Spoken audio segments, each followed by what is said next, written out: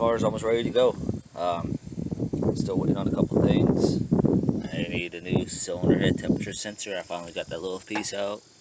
Didn't really film it because I was kind of, whatever. But that's coming in the mail. I got the spark plugs and wires coming in the mail as well. One of the things I need to do on this car is, can't really see it, but this freeze plug is right here. I gotta replace it because it's got a hole in it. And I got a whole kit right here, specifically for the L28 motors, L20 motors. So you got 2.4, 6, and 8. And these are brass freeze plugs. Now I was kind of going back and forth with myself on if I should replace them all at once or what. And I think I'm just going to replace the one for now because in order for me to really be able to replace them all, I'd have to repull the engine because I think there's you got like 3 or 4 on bar on this side right here, two or three of them on the back of the motor. You got one on the back of the cylinder head, and yeah, it's just a mess. So that's basically what I'm doing. Alright, sorry about that. I ended up getting interrupted. So here's my plan of action. First things first, I'm going to pull this low radiator hose off. There should be no water in it, so no big deal. I'm also going to pull the alternator off. I think I'm going to disconnect the power steering lines right here. See if I can move them out of the way, because I need as much room as possible to get a hammer and a screwdriver in there to bang it out. Then I'm going to move the injector cooling fan out of the way, as well as disconnect this coolant hose from here, and here, and that should be, hopefully that'll be good enough. Might also pull these spark plugs out too. That way, if I could get to it from the top, I can. Which is probably what's going to happen. So yeah, I'm just a little worried about the power steering because I know once I disconnect these lines, it's just going to pour all over the place. I do got a catch can, but it's not really a clean place to put them. Put it in the fluid. I think I'm going to suck out most of it out with the Mighty Vac thing.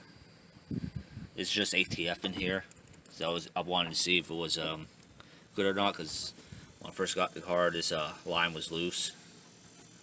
I think, like I said, I think I'm going to just suck out as much as I can out of the reservoir and just take the lines, kind of tuck them up underneath all this vacuum stuff with the AC vents. And yeah, probably also disconnect these fuel lines too, that way they're out of the way. So yeah, I gotta replace the fuel lines anyway, more specifically this one and the one underneath. Yeah, I'm not too worried about that. I'm just gonna get started. Alright, so I'm gonna get back to y'all once I got all that stuff removed. The belt off, the power steering pump disconnected, the radiator hose disconnected, the alternator out of the way, everything I just listed. So see y'all in just a sec.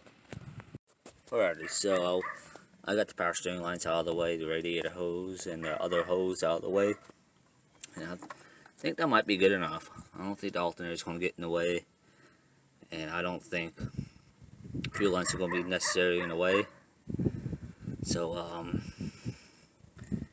basically what I'm going to do, I'm going to take a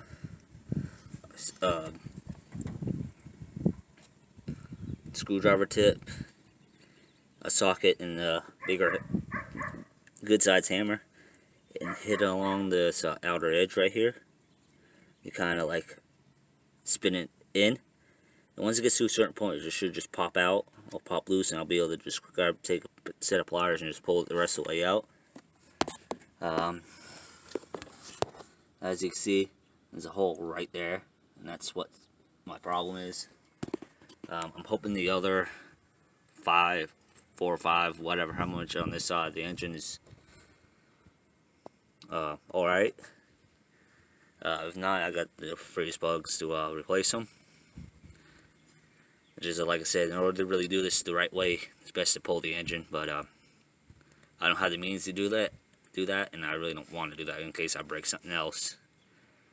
So let me go ahead and get that taken care of real quick, and I'll rig up my my stuff, and I'll show you exactly what I'm talking about. So see you in just a sec. Okay, so this is my setup. I got this extension with the little screwdriver tip. I'm going to sit down like right here.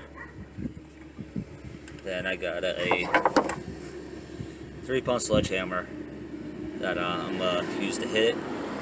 I really ain't got that much room to really swing the hammer, so I'm hoping that heavier hammer will kind of make up for that. So that's basically what I'm doing. I'm just going to hit it till it comes out, then prep the new one and get it put in. I'm thinking getting the new one in probably a lot easier than taking the old one out, honestly. So let me go ahead and get this started before I lose too much light. Alright, so let's see you in just a sec. I also took off the fuel lines and 2 spark plug wires because I need all the room I could get to swing the hammer. And I think those are just getting in the way. Let me go ahead and get this all taken care of. Alright, so I got the free spark plug pop loose. It's just kind of like chilling there for a bit. I'm going to use my needle nose 5 scripts. You know, regular set needle nose will be fine. Grab hold of it and kind of just pop it out, as you see. I did accidentally poke a couple holes into it, but yeah, that's pretty well eaten. This is exactly why you don't want to use just straight water in your engines. The new ones I have are brass, so it's not going to be that big of a deal, but it's kind of worrying me about the other ones now, if they're going to look like this or not.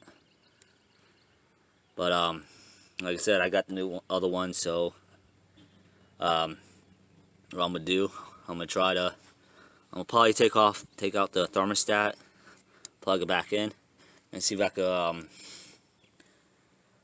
flush some of this crap out of the engine. Because I got some rust down in here, some rust in here, some rust in this hose. So yeah. Then again, I might just say oh well. I don't know yet, but now I just got to get all this crap out from underneath inside the engine, and prop the hole, because what you want to do is you want to clean up this surface. Look at all that coming out. Yeah, you want to prep this hole, get it relatively clean. That way you can put some RTV around the freeze plug and pop it in. And so yeah, that really wasn't too hard, honestly. I thought it was going to be a lot more difficult than what it was. At first it looked like it wasn't doing anything, but once I got on the edge, because I went on the inside edge rather than in the middle, because when I went in the middle it just popped a hole into it, so I went on the outside edge. What did I put the old one? Drop down over there. Well, I went on the outside edge, inside edge of this hole, but outside edge of the freeze plug. It kind of dented it in a little bit, and once I guess it took off the pressure, it was able to spin in. Then I was able to grab, as you see, I grabbed the pliers and pulled it all the way out. Like I said, I want to get a hose over here and just kind of like rinse it out, see if I put the hose in over here and see if I could kind of do like a loose flush, get most of that crap out. And I'll do the radiator later. And yeah, once I get that done, I'll clean it up with a little wire brush. Try to get this smooth, nice and smooth, which ain't too bad. Just like I said, it's got a lot of dirt in it. And I'll pop the new one in. Okay, I'm tired of repeating myself, and let me go ahead and do what I gotta do. So see you in just a sec. Alright, so I pretty much did a loose flush on the engine block. I stuck the hose right here, and also in the port itself, and got most of the rust out. Once I get this thing actually running and driving, I'll be able to do like a real flush. I'll put flush, so just gonna be a bit, but like it is a lot better. Probably flows a lot better. Probably stays a lot cooler now too. Um, Unfortunately, there's still a little bit of water in the block. Then I keep putting the rag in there and wiping it out, but still wanting to drip out a little bit. So I won't have to wait until that's finally dries out before I can put the plug in there, because the water in the RTV is not going to mix. But what I can do is take the water brush and kind of go around in here and prep that surface for the new freeze plug. So I'm gonna do that while this thing finishes draining, and hopefully it stops within the next 10 minutes or so. That way I can actually put the plug in, and I'll have all night to cure and everything before I put any type of liquid in here to see if it works. So I'm gonna go ahead and do that, and see when I'm ready to put the plug in. Alrighty, so it looks like the water kind of has stopped dripping out of the hole. I got it cleaned up pretty good with the wire brush. Technically sandpaper is a little bit better, or emery cloth. Like 200 grit would be perfect. All you're trying to do is just get some of the surface rust, old sealant, and whatever off the mating surface. And I got the proper size freeze plug. Fortunately, this one actually says what size it is, which is a 35 millimeter. What you want to do, you want to put just a thin coating of RTV on this outer edge. Just helps us seal it up a little bit better and make sure it doesn't pop out. By the way, I know I've been calling it freeze plugs, but you know, these are known as core plugs, freeze plugs, Welch plugs, pop plugs, whatever you want to call them. It's all the same thing.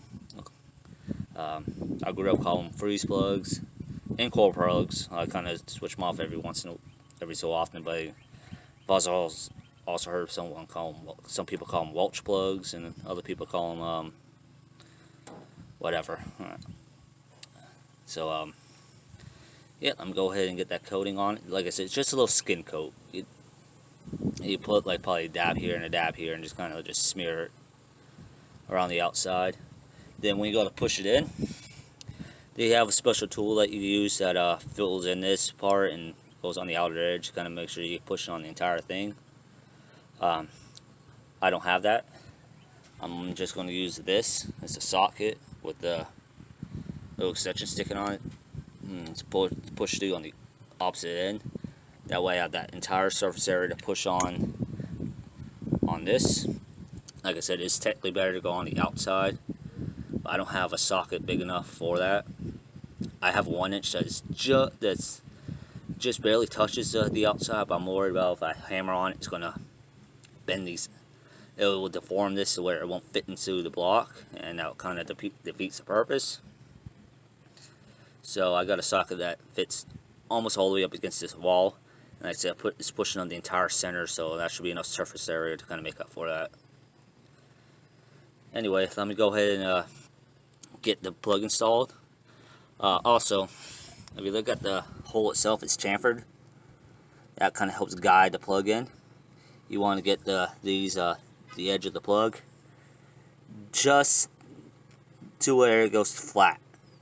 So you got the chamfer side and it goes to the flat. You want to get the edge of the core plug, freeze plug, whatever, just to where it goes flat again. And you want to make sure you push these in straight, because if not, they won't seal, or they will deform, and you got to do it all over again. And it looks like it's still got a little bit of water dripping out. I'm probably going to take my Mighty Vac and kind of suck most of that out. Then like I said, go one more time with the rag and wipe it down. Then I'll go ahead and get this all set up. Now, the RTV I have is just regular RTV, regular back RTV, so it's going to be like a day before I can put any coolant in here, which is fine because I don't have the coolant on me right now. So I figured this would be the perfect time, but I'll be able to get it all put together, plug installed, and prep for the coolant. Then when I'm ready for the coolant, it'll be ready for the coolant. Anyway, let me go ahead and finish this up, and I'll show you the end process when I got this when I got the plug in. Let's see how much I bit it. Alrighty guys, I got it in there.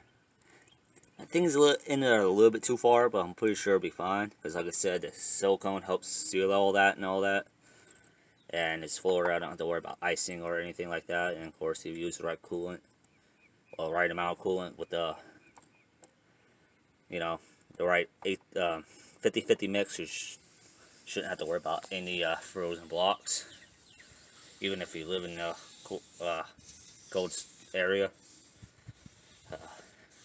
But it was not easy, actually. Getting it in was harder than taking it out. Normally it's the other way around. I tried doing the extension through the middle of the socket idea, but I wasn't able to get enough of a swing on the hammer. So I ended up resorting to this, taking the vice grips, gripping them to the side of the socket itself, and positioning it in a way to where I could actually hit it, like something like that. And I got it in there. So I said I'm gonna let the silicone cure up. In the meantime, I'm gonna put everything back together and get it ready for when it's ready for the coolant, which is probably gonna be a couple days from now because running a little low on funds, and yeah, I don't want to put straight water in here, even just to test it, because all that rust I took out was because someone just had straight water in here, and I want to avoid that as much as possible. But anyway, y'all know what to do. Like, comment, subscribe. Follow me on Instagram. My username is in the description. Be safe, have fun. Don't forget to tip your waitress.